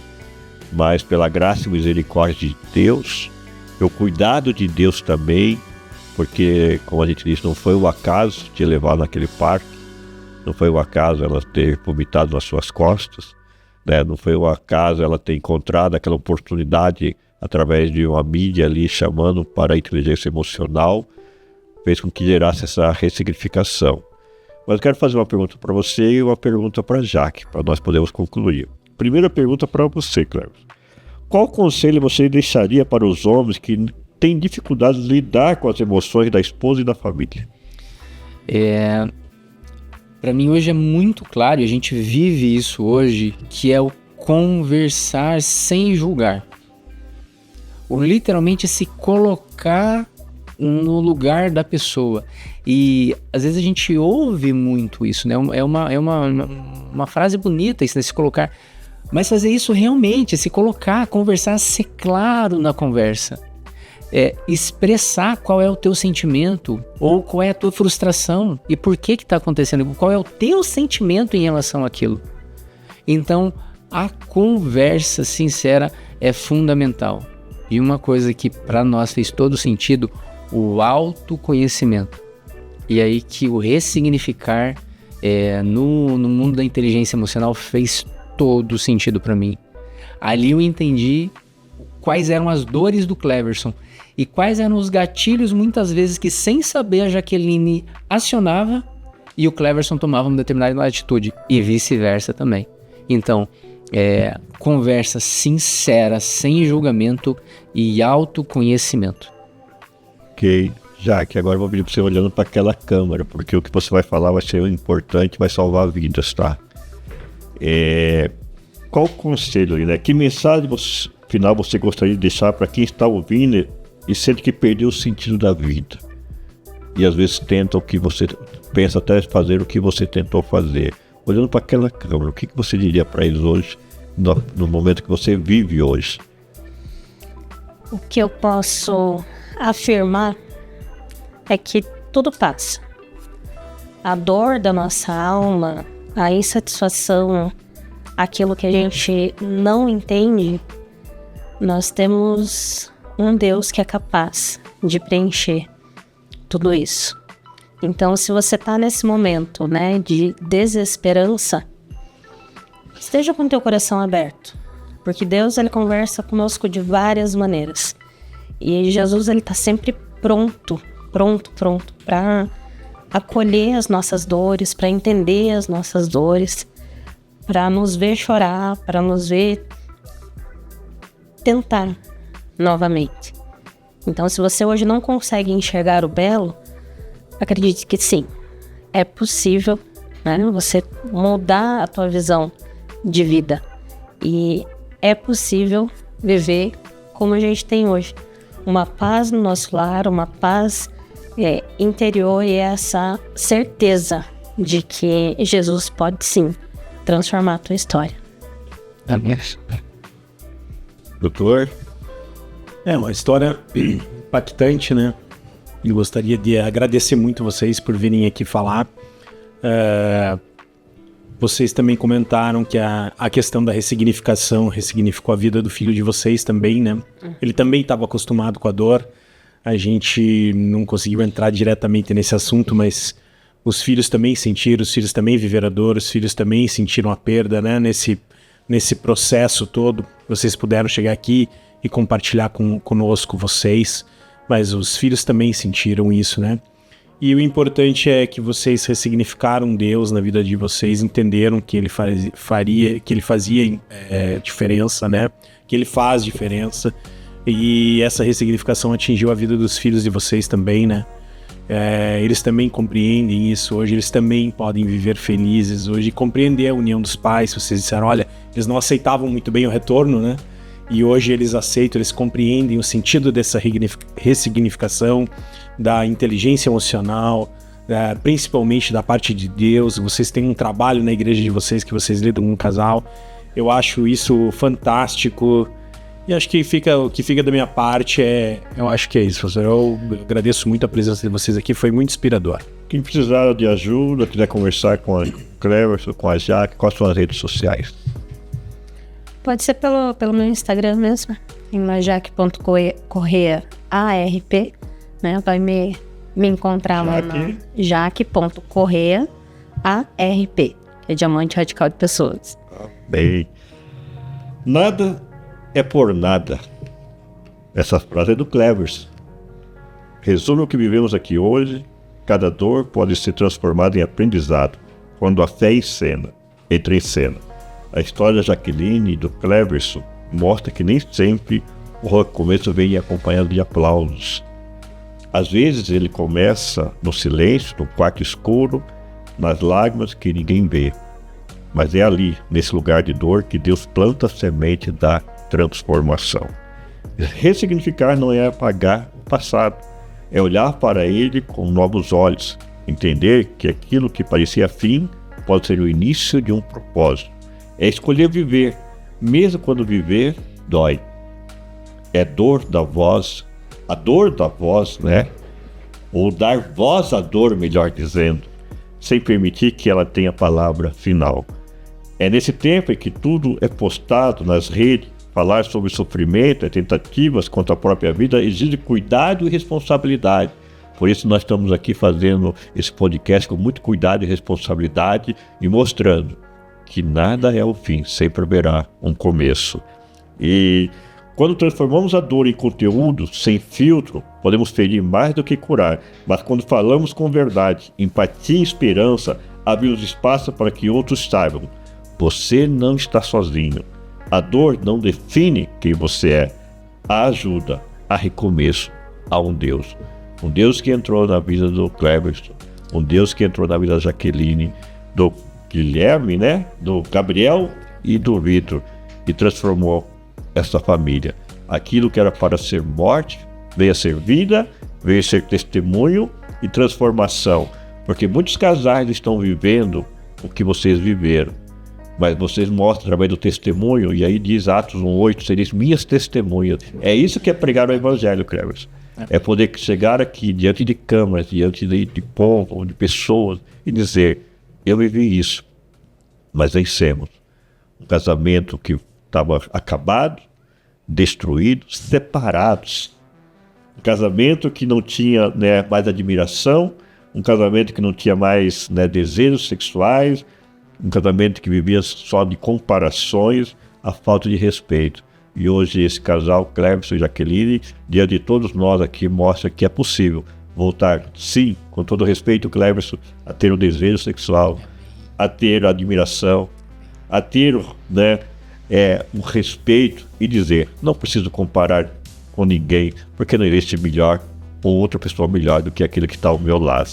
Que Deus abençoe a todos, né, que você possa aí compartilhar, curtir, comentar e principalmente, né, Maruan, se inscrever no nosso canal. Toca o sininho lá e compartilha essa mensagem. Compartilha, porque ao você apertar o botão aí de compartilhar essa mensagem hoje, você pode estar salvando uma vida que, como a Jaque, tentou tirar a vida dela. Que precisa ouvir esse testemunho, que ainda há luz. Há luz. E essa luz não está no fim do túnel, está dentro de nós, chamado Jesus. Amém, doutor? E eu acredito que o nosso bordão nunca fez tanto sentido, né, professor? Com certeza. Quero falar junto com vocês, né? O nosso bordão hoje, ele cabe como uma luva, né, nesse episódio. Vamos falar a primeira parte, vocês falam a segunda, por favor. Somos mortais. Chamados para a imortalidade. Que Deus abençoe.